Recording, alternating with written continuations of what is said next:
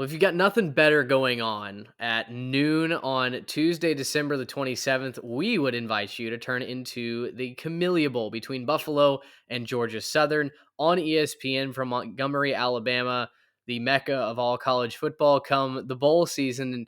And Trey, these two teams, they were on roller coasters in 2022. It's honestly a miracle that either team achieved bowl eligibility. Georgia Southern, quite literally a miracle. They beat App State in overtime to get into the postseason.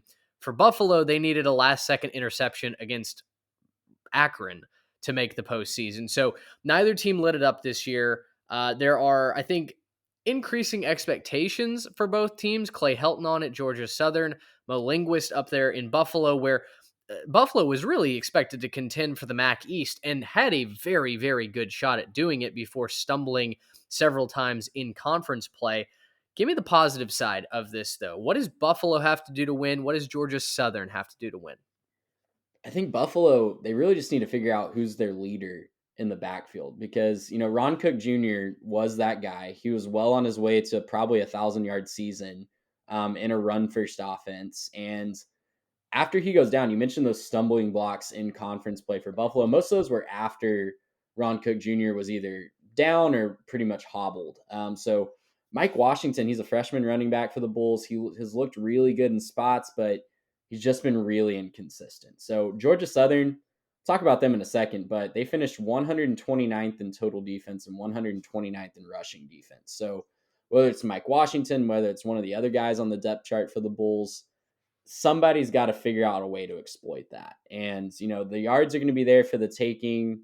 If they can step up and take them, I think the Bulls are in a really good spot. For Georgia Southern, conversely, it's really just outscore the Bulls. That's how they've won their games this year. I mentioned their defense that can't stop a runny nose.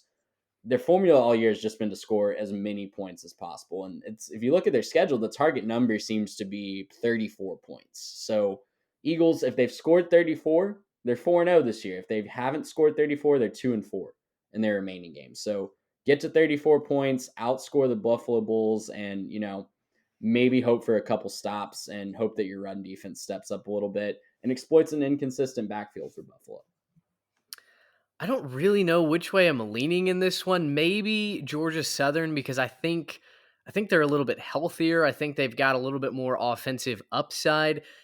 I don't really know where to put the score for this game, so I'm going to go close. I'm going to go a low scoring game, as some of these bowls tend to be when there's not just an offensive juggernaut running the show. So give me the Eagles. I'll say 21-17 over Buffalo, which again, it hurts me because I've been rooting for Buffalo all year long, but my goodness, they just put dagger after dagger into my back this season. I think this might be the final one of 2022.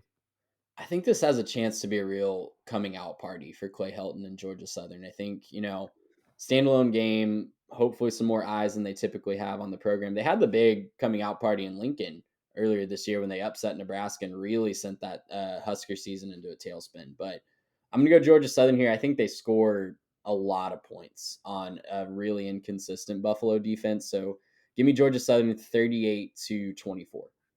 Oh man, poor Buffalo. Listen, 2023 and beyond, some good recruiting comes in. Maybe we start to see that be your year. I don't think it ends in a positive fashion, but you'll have to tune in to find out. The Camellia Bowl, 12 p.m. on ESPN, Tuesday, December 27th. Gracious him. How about